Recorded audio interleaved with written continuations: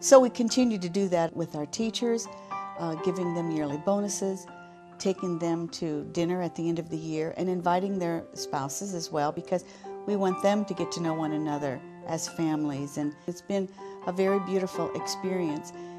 Many times, more than not, our teachers say it's really the one place that really validates everything that they give. And I think, along with, Tom and Joan, that our teachers really emulate everything that we're trying to be as a business. They give their more than their 100%, and they're there for the children, and the families feel it.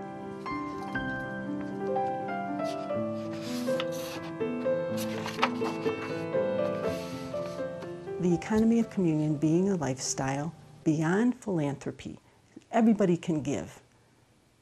It's when the people who receive also become part of what's happening that we now have a chance to, as Tom was saying at the very beginning, contribute to eradicating poverty, giving each person back their dignity. One really particularly favorite experience that we understood was a lady who was in the Dominican Republic who received funds to help her build a home. And shortly after this home was built, she was able to offer this home to something like 11 other families during a hurricane, and whose homes have all been destroyed and so forth. But this person was truly grateful for the notion of economy of communion and the relationship that all of us are building throughout the world. When you grow up, you hear, be what you want to be, and all kinds of other things.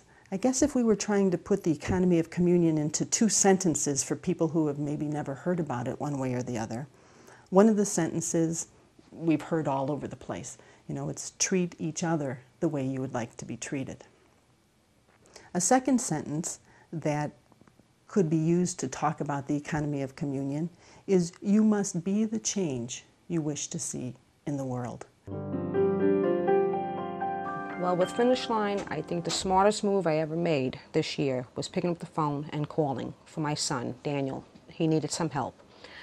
I think this was the best place for a kid to learn, to get extra help of, any subject. It's like family here. Everybody's very nice, very kind, very patient.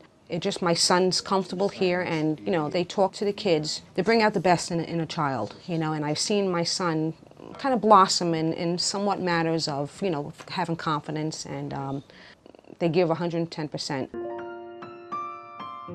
The relationship doesn't just stop here. When they leave, it's like a little part of us goes with them. And so when something happens on a family basis, it's automatic that they seem to call us because they want us to be part of that.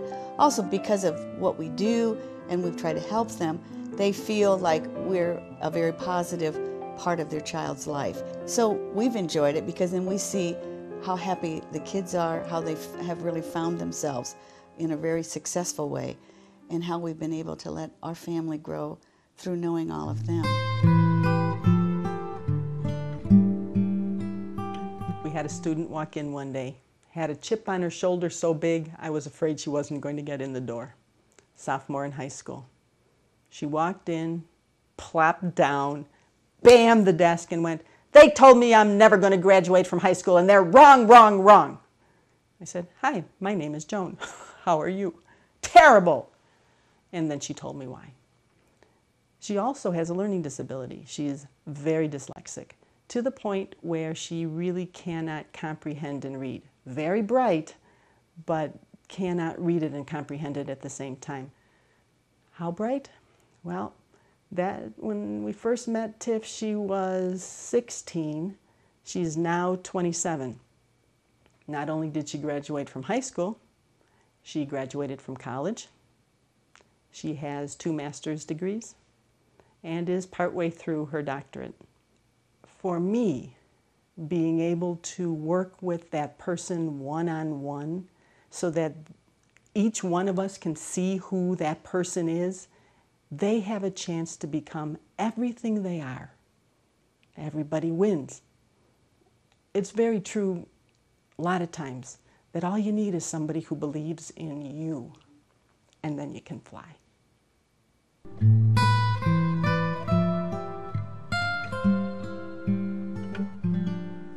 Part of our business is that the three of us have committed to being good stewards of our budgets.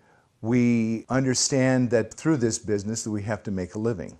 But like a plant takes only from the soil the nutrition that it needs, that's exactly what we try to do with FinishLine. Probably the one sentence that really fits us is that we want to live simply so others might simply live.